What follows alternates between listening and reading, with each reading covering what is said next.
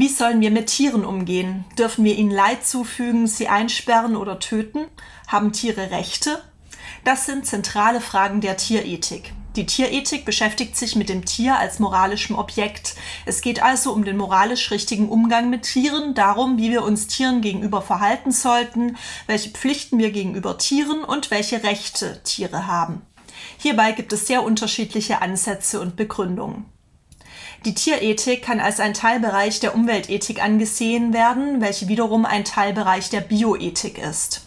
Obwohl die Beziehung zwischen Mensch und Tier sowie die vielfältigen ethischen Fragen, die sich aus dem Umgang des Menschen mit Tieren ergeben, bereits seit der Antike eine wichtige Rolle in der Philosophie spielen, gibt es die Tierethik als eigenständige philosophische Bereichsethik erst seit den 1970er Jahren. Die Tierethik beschäftigt sich mit dem Tier als moralischem Objekt, fragt also nach dem moralisch richtigen Umgang mit Tieren. Welche Art von moralischer Berücksichtigung schulden wir Tieren? Welchen moralischen Status haben Tiere? Und in welchem Verhältnis stehen Mensch und Tier zueinander? Es geht um unser Verhalten und unsere Pflichten gegenüber Tieren und um die Rechte von Tieren. Bei den meisten tierethischen Positionen handelt es sich um pathozentrische, sentientistische Ansätze. Es geht also um empfindungsfähige Lebewesen. Tiere ohne Empfindungsfähigkeit werden weitgehend ausgeklammert. Man ist sich in der Ethik heutzutage weitgehend einig darüber, dass der Mensch moralische Verpflichtungen gegenüber empfindungsfähigen Tieren hat. Die verschiedenen tierethischen Positionen begründen diese moralische Verpflichtung aber unterschiedlich und ziehen auch unterschiedliche Schlussfolgerungen, was die konkreten moralischen Pflichten betrifft. Dass empfindungsfähige Tiere jedoch direkt moralisch berücksichtigt werden müssen, wird heute in der tierethischen Diskussion kaum bestritten. Diese Berücksichtigung meint sowohl die negative Pflicht, Tieren kein unnötiges Leid zuzufügen, als auch die positive Pflicht, das Wohl von empfindungsfähigen Tieren zu fördern.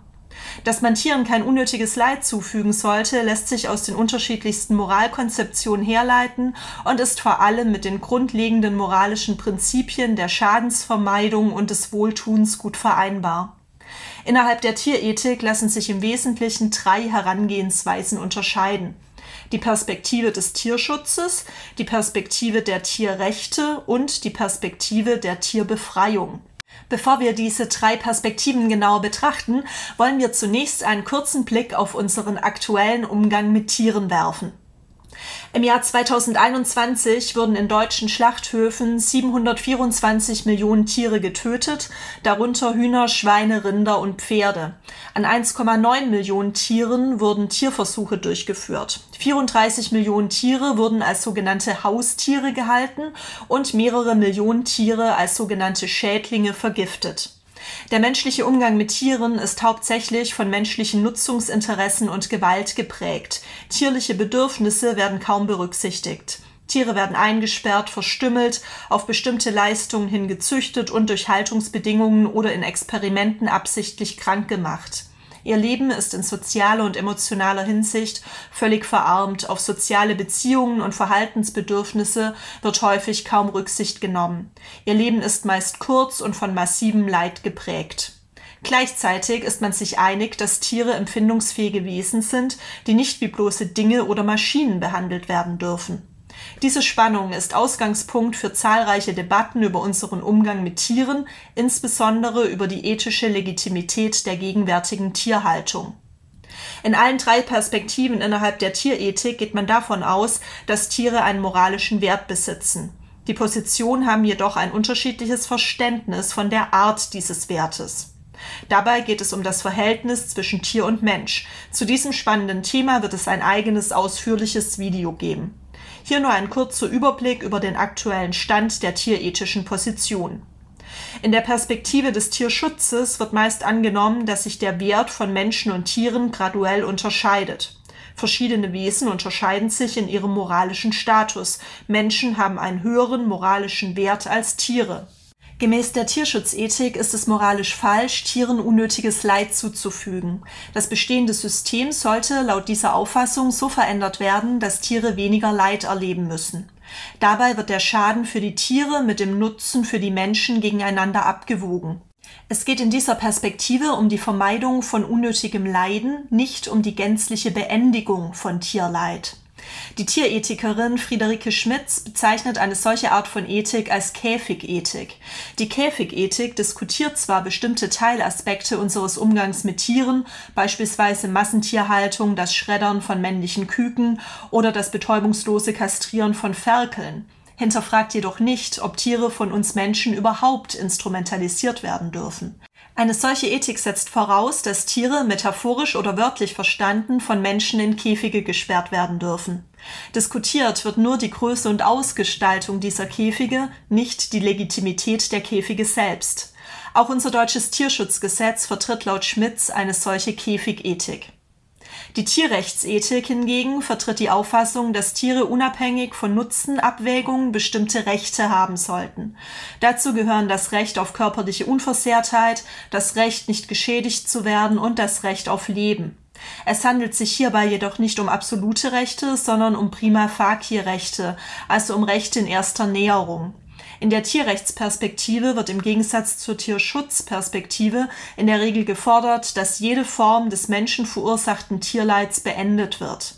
Vertreter dieser Position halten es für unangemessen, das Leid von Tieren gegen den potenziellen Nutzen für Menschen abzuwägen. Es besteht zudem ein strengeres Verständnis davon, was unnötiges Leid bedeutet. Laut dieser Position kann Tierleid nur dann gerechtfertigt werden, wenn Menschen nicht anders handeln können, beispielsweise weil es um ihr eigenes Überleben geht. Alle Ansätze, die eine gleiche Berücksichtigung tierlicher Interessen fordern, können auf der Umsetzungsebene der Tierrechtsethik zugerechnet werden, auch wenn sie auf der Begründungsebene keine Rechte einfordern. Die Forderungen des utilitaristischen Tierethikers Peter Singer hinsichtlich unseres Umgangs mit Tieren ähneln beispielsweise sehr denen von Tom Regan, welcher Tieren Rechte zuspricht. Sowohl zu Singers als auch zu Regans Tierethik wird es ein eigenes Video geben. Die Tierbefreiungsethik lässt sich leicht von der Tierschutzethik abgrenzen, da sie die Nutzung von Tieren an sich in Frage stellt. Eine Abgrenzung von Tierrechts- und Tierbefreiungspositionen ist jedoch schwieriger und wird selbst von Vertretern beider Ansätze häufig nicht getroffen. Tierbefreiungsethiken fordern ein Ende all der gegenwärtigen Verhältnisse, in denen Tiere als Mittel zum Zweck für menschliche Interessen genutzt werden. Sie sind immer verbunden mit Gesellschaftskritik, meist mit einer Kritik an Eigentumsverhältnissen. Tierbefreiungsethiken beinhalten also immer gesellschafts- und wirtschaftskritische Aussagen. Hierin liegt der wesentliche Unterschied zu Tierrechtspositionen, welche lediglich das Modell der Menschenrechte auf Tiere ausdehnen wollen und keine weitere Gesellschaftskritik üben. Doch welche Forderungen ergeben sich aus diesen verschiedenen Ansätzen für den Umgang mit Tieren? Betrachten wir einmal das Beispiel Landwirtschaft. Im Bereich der Landwirtschaft werden mit Abstand die meisten Tiere genutzt. Die Unterschiede der 3 tierethischen Perspektiven zeigen sich jedoch ebenso in allen anderen Bereichen, in denen Tiere eine Rolle spielen, beispielsweise bei Tierversuchen, der Zoo, Pelz, Zirkus- und Haustierhaltung und so weiter. Zur besseren Übersicht und Verständlichkeit schauen wir uns auf der einen Seite die Forderungen der Tierschutzethik und auf der anderen Seite die der Tierrechts- und Tierbefreiungsethik an. Zwischen den beiden letzten Positionen ist nämlich auf der praktischen Ebene keine scharfe Trennung möglich. Die Tierschutzethik fordert, Tierhaltungsbetriebe so zu verändern, dass Tieren weniger unnötiges Leid zugefügt wird. Es geht um Reformen im Bereich der Haltung, der Zucht und der direkten Eingriffe am Tier. Tierschutzethiker wollen unnötiges Tierleid verhindern. Aber was ist unnötiges Leid? In der Perspektive des Tierschutzes geht es hierbei nicht nur um das Wohlergehen der Tiere, sondern auch um die ökonomischen Interessen der in der Landwirtschaft tätigen Menschen. Tierschutzethiker schlagen demnach häufig nur Lösungen vor, die für Landwirte ohne größere wirtschaftliche Einbußen umsetzbar sind und ziehen eine grundlegend andere Form der Haltung nicht in Betracht.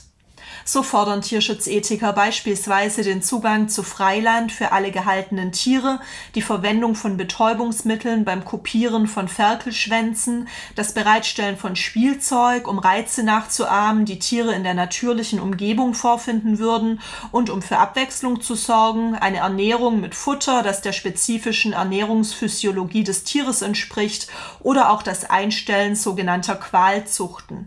Zudem sollen die Tiere ja arttypisches Verhalten wie Suhlen bei Schweinen, Scharren und Picken bei Hühnern und so weiter ausleben und in den für sie typischen sozialen Gefügen zusammenleben können. Hühner zum Beispiel sollten in Freilandhaltung und in angepasster Gruppengröße gehalten werden, sodass sie eine Rangordnung etablieren können. Die ökologische Tierhaltung wird in der Tierschutzethik überwiegend als positiv betrachtet. Hier müssen Tierhalter zum Beispiel Freilandzugang gewährleisten, Mindeststandards sogenannter artgerechter Tierhaltung einhalten und Transportwege zum Tötungsort kurz halten. Mit solchen ökologischen Haltungsformen können jedoch auf derselben Fläche deutlich weniger tierliche Produkte erzeugt werden als in industrieller Tierhaltung. Deshalb muss der Konsum tierlicher Produkte reduziert werden, um eine leidfreiere Tierhaltung zu ermöglichen. Ein geändertes Konsumverhalten ist ebenso nötig wie Reformen in der Tierhaltung und Züchtung. Auch die Tierrechts- und Tierbefreiungsethik fordert Änderungen im Konsumverhalten. Jedoch soll der Konsum tierlicher Produkte nicht bloß reduziert, sondern komplett gestoppt werden. Ziel ist eine vegetarische oder vegane Lebensweise.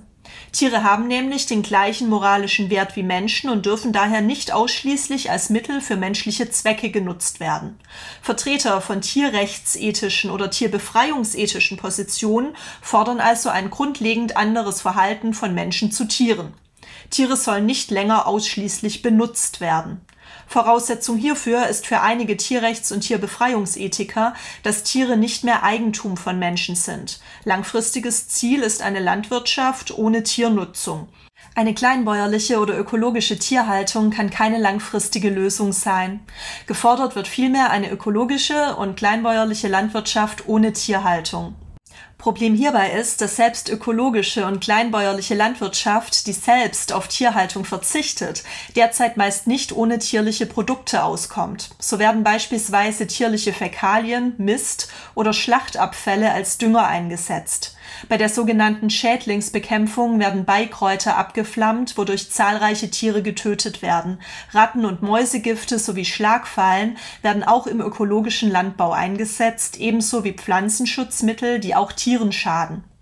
Tierrechts- und Tierbefreiungsethiker streben daher eine bio-vegane Landwirtschaft, also eine ökologische Landwirtschaft ohne jegliche Tiernutzung und Tierschädigung an.